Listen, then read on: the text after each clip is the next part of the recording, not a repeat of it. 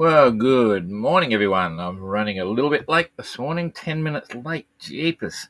I had a bit of a thing going on, a bit of a meeting with some guys, and it took a little bit longer than we thought because we're on the travel lift today, getting a slight reshuffle and move.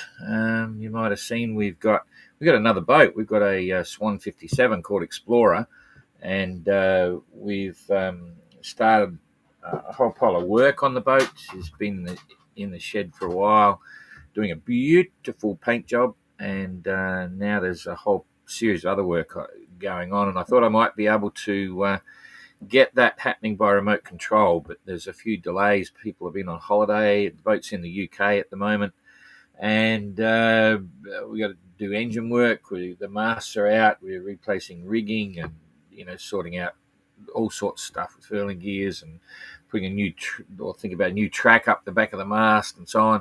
And then there's electrical. All the batteries are fried because the power cord was pulled out some time ago and they weren't charged, and a whole series of things. It's impossible to do it by remote control. So our sailing days here in Fiji are numbered. We're heading out of here in about in a couple, less than a couple of weeks. Jeepers. 10, yeah, maybe in a couple of weeks. Less than that, 24th. I'm losing track of the time now. Anyway, it's the 6th of August, so we'll be heading back, and I'll be over there working on that boat for a while, and then we'll see how it progresses. And, that's life. So all is good. And if you want to sail on the boat, you can. Want to sail around the world? Captain Coconut won't be the skipper this time. He's sailing and sailing. We will select another skipper, and if I'm lucky, but I sometimes think we're running out of luck. We never seem to get sponsors, but we're still trying. If we get a title sponsor for the OGR, even I might skip the boat. That'd be good. It takes 3 people to replace me. That's a whole story in itself. So, so anyway, Georgie is our manager. Georgie's fantastic. She could run the whole show, even if I wasn't there. So let's see what happens. But it'd be great. It's a beautiful boat, Swan 57. They're absolute classics. Nothing like a 580, of course, but there you go. Anyway, a few things been happening on the course. Gary had a big wave which caused a few issues last night. Sent me a message, but we'll talk about that after the tracker. I haven't even seen it. I just rushed in, bounced everything on. It's grey, overcast, and been pouring with the rain. There was all these flood alerts yesterday. We had a really interesting chat with Seta yesterday, the traditional navigator from the Dura canoe, which was fantastic. It was a bit of an impromptu thing. A guy by the name of John set it up yesterday, and there was quite a bunch of people turned up. We sat around, and he told us his stories, which were really interesting. And I didn't say anything at the time. I was listening mainly, just asked a couple of questions. But there were some connections there with Bligh, because Bligh, I did the Bounty boat recreation from Mutiny on the Bounty, sailed a little boat across the Pacific. And, of course, Bligh, when he was down here, he did a few voyages, 3 voyages, this part of the world. One big one as a navigating officer with Captain Cook, and then his own voyages and stuff. He's pinched one of the locals as a navigator, a traditional navigator, showing where the places were and bits and pieces. So some interesting stuff. And when we navigated with that, we didn't have a timepiece on the Bounty boat. We just did meridian passages, and there was some similar connections with the way the Polynesians navigate from here using the stars and so on. And he taught me a really good trick, which is getting a bit boring maybe, but we're waiting for a few more people to turn up. There's the Southern Cross. If you know the Southern Cross, it's a set of 5 stars and 2 pointers, and you join the 2 pointers together and intersect that at 90 degrees. That makes a line down, and then you have the Southern Cross. The main arm of the cross goes down, and where they intersect, you drop down to tell you where south is, which I've known ever since I was a kid. You do that. And then there's the Alpha Centauri, which is the North Pole Star, and all that sort of stuff. They use the same stars, but they work out their latitude in a really tricky, very interesting way, using the pointers and the arc of the pointers above the horizon, which is it's a degrees. If it's 5 degrees up, 6 degrees up, They watch it as it's setting, because all the stars roll around like the sun and they set. And when they're a certain level of degrees up, they're using that simple measurement as a determination of their latitude, which is really clever. It's so simple. And I'm surprised I didn't pick it up, because Dr. David Lewis, who wrote a book called We the Navigators, which was a massive investigation and description of Polynesian navigation, I never picked that up. It must be in the book. So anyway, I digress. We'll get on to the tracker. Sorry. But it was a very interesting evening. And then when it was all over, it started to rain late last night. It hasn't stopped. Okay, off to the tracker here. Okay, you're on the tracker, so I'm on the tracker. There we go, and they're streaming across, which is really good. That's what they look like there. Hopefully, you can see that. I'm interested to see if you're watching this on a mobile device like your phone, or if you're actually watching this on a PC. Most people now are on phones, so just be fun just to let me know who's watching on a, just waiting for the weather now, watching on a phone or a PC, because if you're on a PC, you've got a bigger picture, of course, but if you're on a phone, I need to keep remembering to come back. And I think at the end of the day, most people, I think the numbers run out of, like 80% are on mobile devices. So here we go. Oh, jeepers. There's a bit of separation there in the lead pack. Pila's trying to get there. Oh, she might be just about up with the lead pack. She's actually done well. Let's measure the distance. So here's how I work out who's in the lead pack and who's not. Okay. So I stick that in the lead pack. That's about halfway down in the lead pack. And then I stick this at the start of the... I'll stretch this a bit. I'll put it towards the end. At the mid pack, or the only other pack. Look at the distance. It's 111 miles. Let's say 110, so 55 is halfway. Has Pila crossed over yet? She's 58 miles. She is. She's in the lead pack. There you go. So 55 was the break point. 55 is right there. She's in the divider. I'll give her the benefit of the doubt and see if she can hang on to that title. So Pila is now officially in the lead pack, and there's 4 boats. Okay, that's how it works. So, yeah, she's made a big jump there in the last 24 hours, so good on her. The breeze is filled in by the look of it. What I'm seeing there now, it's consistent breeze. They've all got reasonable, maybe a little bit darker up the top for Renault and Kerry, but it's all happening. So we'll come back down here to Christian. He's looking a bit soft, but he's still in line with Ayrton, so that's not too bad. And we've got 4.8 knots and 98-mile day for Christian. Still cool. That 100 magic miles is what we're looking for all the time. So he's happy and still reaching towards the heavier wind up the top, but I think he might be over it now in terms of he's got enough breeze to sail. Ayrton, 128 miles, 4.9. Let's look at the currents later. No offence, Ayrton, but, that's a good number. Gary... and I'll talk about Gary's wave after. 4 knots, 120 miles. So you took 8 miles on Gary, Ayrton. Fantastic. Someone's giving you the hurry up, which is good to see. Jasmine, 4.8, 126 miles. Gary had a bit of an issue, so maybe that slowed him down. 126 for Jasmine, 128 for Ayrton. Josh, 3.8. He's undersailing or something at the moment, because he's obviously got breeze there, but 3.8, still got 119, so that's okay. Must have just slowed down, having a sleep at the moment or something, maybe. Adam, 5.2, 118. Yeah, Josh is getting the daily run, but he's just a bit slow for this fall, so he's maybe slept in or something. Eric, 5 knots, 123. Eric's pulling up alongside Jacob. Come on, Jacob. Keep the fleet honest. 4.7 knots and 114. So Eric has taken out 6, 7, 8, 9 miles. Got 9 miles in the last 24 hours on Jacob. So he's got his pedal to the metal and going for it. That's kind of cool. Pila, 5.8 and 132. There it is. That's the standout so far. So she's really she's really concentrating, which is probably why we're not getting a lot of reports from her. Jeepers, people like to know what's going on board, but she did put a little one out, a reel yesterday in Spanish.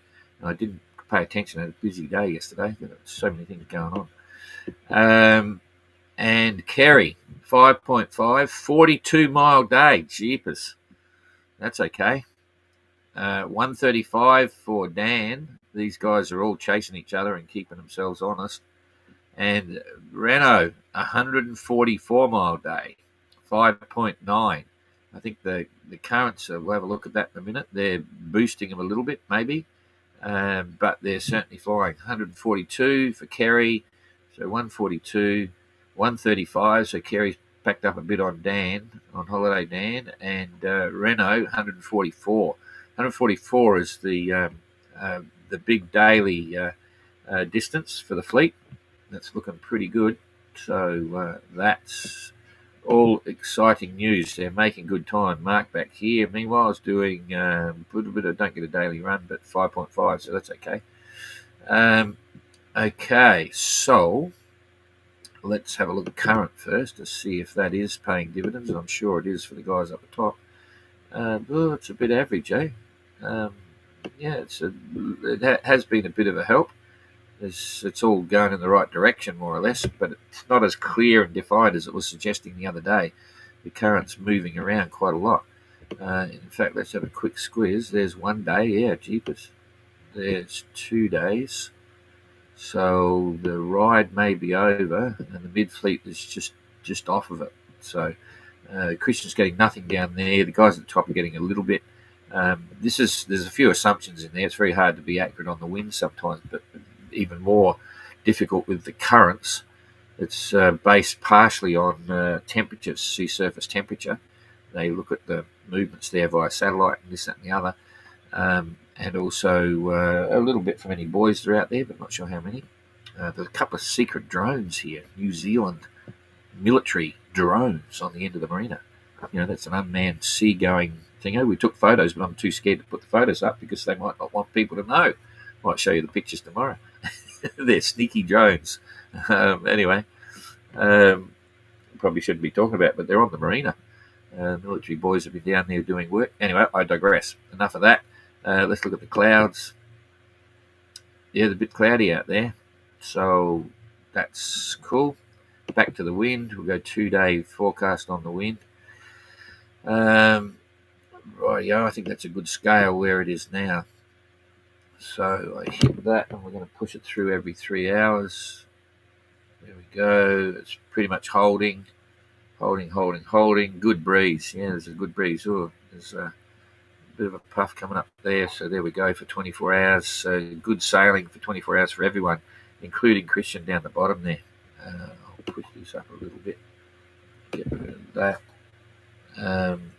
Yeah. Oops. Got to hit that again to move it. Rightio. Yep, pretty good. So that's for the next 2 days. They've got great sailing. They'll be getting their 120-mile days. Not so much current there now, a little bit helping. So maybe 125, 130-mile days for the leaders, and making good progress. So interesting. I'll see if this comes up. I had a look at Windy yesterday, and it's going to be very boisterous when the boats get into this area if the forecast holds true. I forget, they're going to be, by Windy's forecasting, at the time the boats are due to arrive, which is like 7, 8, 9 days ahead, it's going to be 25 knots gusting 30 as they're approaching the reef and starting to go through the reef. That's what the forecast is suggesting for now. The rest, you can see it start building there. So there's the 11th. There's all this yellow up here around Cape York and getting through the reef. It's going to be very windy by the look of it. 3+ metre seas as they're going in. That's on the 12th. So that's, this is showing a little bit softer. There we go. So you can see there, they've got something to look forward to. They're all racing ahead, really good time. So that's the 14th. It's now the 6th. So that's 8 days ahead. Their distance to the reef, say for the leaders, distance to be out at the reef Okay, so that's 700 miles. So that's 6 days for the leaders. So that'll be about the 12th. Okay, so the leaders will be going through on the 12th, and around about the 12th anyway. And then we've got a 2 to 3 day split with the rest of the fleet. Okay, so let's just look at the forecast around the 12th. There it is there. Okay, so the leaders might get a free ride. Okay, there, if this forecast holds, you can see, we'll talk about this specifically, so I'll build it up a bit here. Get rid of that bit of stuff there. I'll come up a bit bigger so you can see what we talk about. In about 6 days on the 12th, they're going to be approaching the reef, the leaders will be. They have a big incentive now to try and get there by the 12th. That's what it is, and that's going to be 15 to 20, right? And probably 2 meter seas. Let's have a look at the seas. That's pretty normal. The waves, yeah, even less, down to a meter and a half. So that's good conditions on the 12th. So the leaders are there on the 12th. I come back to the wind. Okay, hit that. Then I'm just going to bounce it through every 3 hours. So there's coming on the 13th. You can see there it is there. It's coming up. So that's on the 14th. So, yeah, the tail enders might get a bit of breeze. It fills in there pretty solid. They're forecasting, 25 knots, gusting 30, which means it's probably going to gust higher than that, and 3.5 meter seas. It's okay when you get on the inside. It's flat. You've got a good wide open approach for Rain Island there. That if anyone decides to go in there, which is probably still the best option, and then the wind holds. It's going to be very windy. So there's the 14th, 15th. So, yeah, I think the leaders will be happy to get through before then. So if the fleet's listening, keep the pressure on. You want to try and get there as early as you can, and you might beat that breeze. And the other thing is the breeze forecast is so far ahead, 6-7 days, that it could all change anyway. So don't despair. And it's still good. I mean, if I was there in a normal boat and it's blowing, 25 to 30 knots, I'll be thinking, I can't wait to get inside the reef because everything's going to calm down. However, the other good news is it's all blowing from the right direction. It's all blowing southeast, so they're going to make good time, and nothing really to be concerned about in that sense as well. So all is fine. They're just going to have a windy through, typical strong, solid trade winds. And I didn't look at the clouds, but it will probably be with those conditions, a reasonably clear sky, good visibility, and it'll go calm, more or less calm once you're on the inside. And it'll be fast sailing, and that's what you want too. You don't want to drift through the reef. You want to get through at high average speeds, so that decreases the time you've got to go through there, and hopefully you arrive at the start of the reef at dawn or something and then just blast through. So that's about all I've got to say there. I'm going to come back here and I'll read you the report from Gary. Gary got thrown across the cockpit yesterday, and it was all a bit of fun. Fortunately, everyone's fine. This is the report I got late last night. Hi, Don. Just to let you know, I had a fall in the cockpit just now when a bigger wave hit me beam on, just as I stood up. I had my life vest on and harness connected. I was thrown across the cockpit and my PLB got torn off and ended up in the water. I don't know if it's water activated. I have informed Peter, it's his manager, and he will contact AMSA to let them know I'm okay. No major damage. Sorry to bother you with the proper. Thought it proper to let you know, which is good.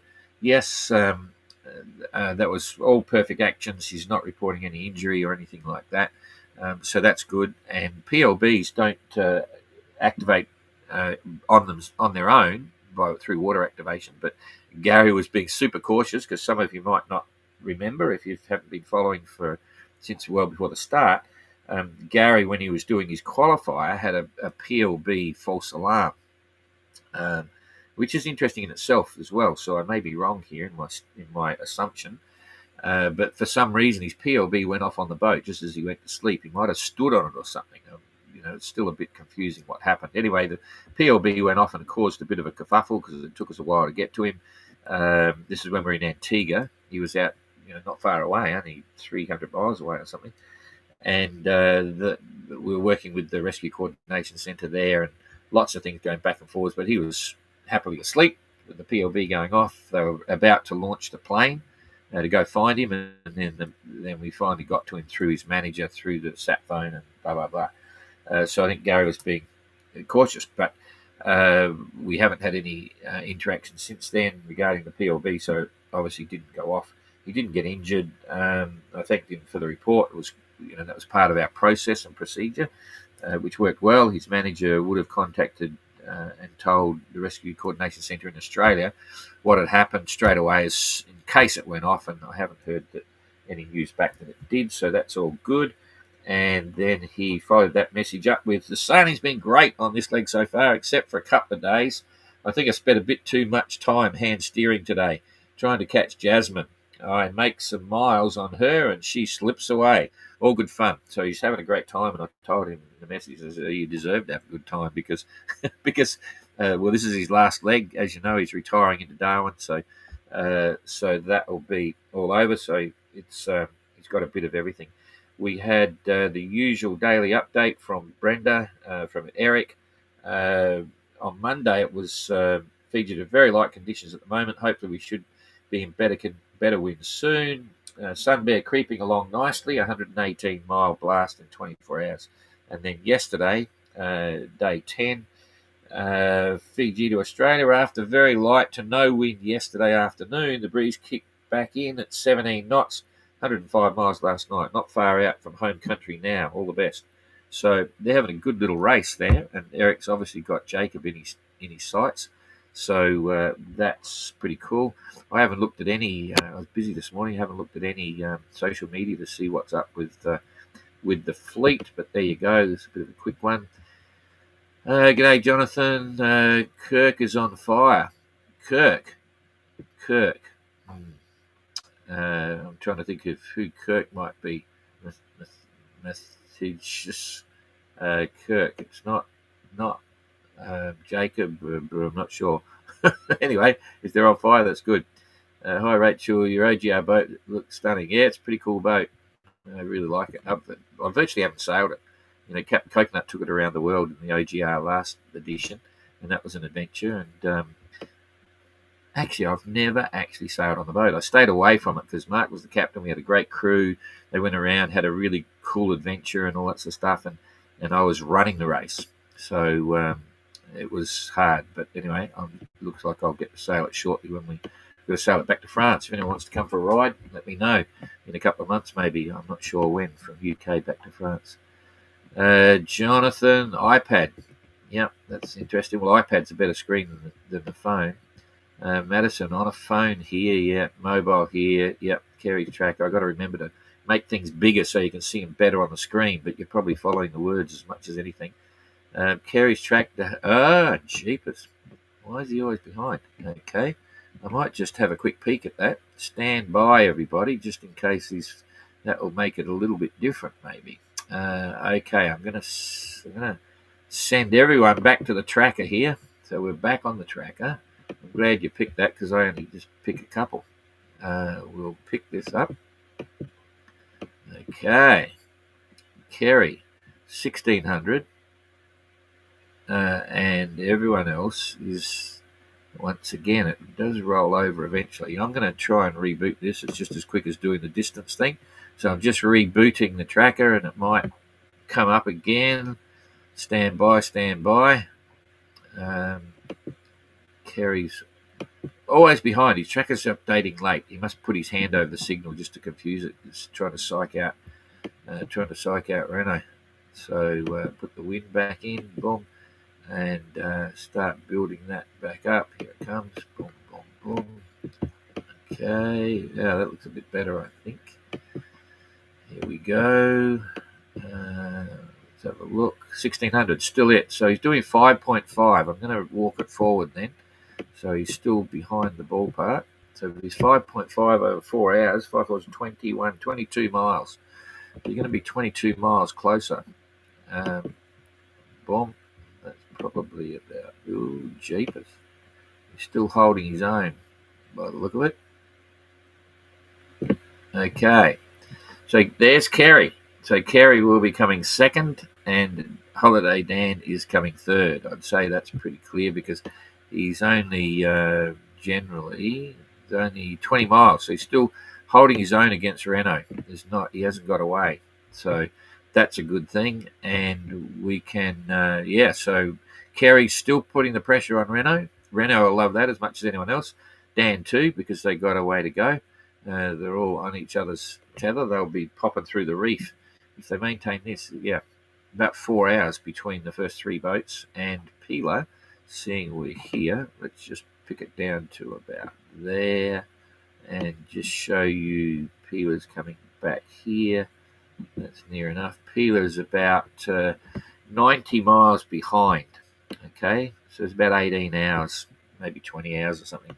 20 hours behind, so that's not too bad. And the rest of the fleet is only 150 miles, so a day and a bit behind. Not bad after, what is it, 8-9 days or something? No, 10 days maybe. Yeah, 10 days. 10 days and 150 miles is it's still 15 miles a day difference. So is that right? Yeah, 15 miles, 150 to the mid fleet. Still pretty good. Okay, you've seen that. Thanks for that tip off. Appreciate that. So thanks, Kyle. Jay, we're on the PC. Don finally managed to join you live. Cool. That's because I was late. And you spell that WOOP. Whoop, whoop, not whoop, whoop. It's funny. I started doing that a few years ago. I just, some of the things, and boy, the number of whoop whoops I see popping up everywhere, it's really cool. Nearly as good as life, eh? Anyway, hey, Roger, PC. Kerry hasn't updated since, thank you for that. Kerry's data is from 12, thanks, Rachel. John, PC. Oh, that's interesting. Kerry knows about running in silent mode. Yep, that's true. Go dark. Kerry was auto V. Good morning. I thought Kerry was auto correcting to Kirk. Ah, right. That's Kerry. Yes, makes sense. Maybe we're Kirk, call him Captain Kirk. Everyone knows the movie. Will you be bringing extra winch handles on adventure? Yeah, well, I don't want to go there. Don't talk about it. Anyway, private joke. But it was a sad story. Kerry was auto-corrected. Oh, yeah, got it. Christine. G'day, Christine. Good to hear from you. Remember everyone to like, etc. Oh, yeah, everyone's on side now. Like, share, tell your mates, tell your friends. I'm really surprised some of the things we put up don't get shared by entrants. The video clips. There's some great videos. Oh, did I mention Christian's yesterday? It was fantastic, except for the fact that Christian's video, when he put his head camera on and went up and had to do some stuff with his asymmetrics and running sheets and everything, and it was really good, but it was a funny format. It wasn't what we call vertical, like a normal phone format. It wasn't horizontal like landscape, which is 6x19, which is what we try to get the entrants to do to use in the film later on, or the series, whatever we do. It was still like a square box. I hadn't seen it. Jane mentioned something. Anyway, when Jane copied it to get it up with all the bits and pieces and share it with all our bits, he'd actually cropped it in landscape, which is what we use, but because it started off with this box, we missed a lot of the original vision around that, and it didn't look as good when we posted our version of it as alongside the version that Christian posted. Anyway, it was still good to see, because the first time I'd seen an entrant actually get out there and wear a camera and do something, and that is it's fantastic. So I really pushed it and hope the other entrants see that, because it's very ordinary to do, not difficult if you got the mount. I've given some mounts to entrants as well, but having fixed mounts and then having those mobile mounts and then having the camera for when you're holding the camera for when you're doing the talking heads, those three elements can do a lot of things, and that's key. So it was great. So thanks, Christian, if you're watching this. That was good. Okay, good to see about the PC and phones. So Thursday Island's a great place. So it's kind of weird. It's going to give them plenty of challenges, though. You'll hear them complaining and grumbling, but that's life. Like the anchorages and using their little boats and crocodiles and ferry rides, all that sort of stuff. But it's an adventure. You're out there. Robin Lee Graham on Dove had to do the same thing when he got to Darwin. That's what you do. It's part of the ocean voyaging scene.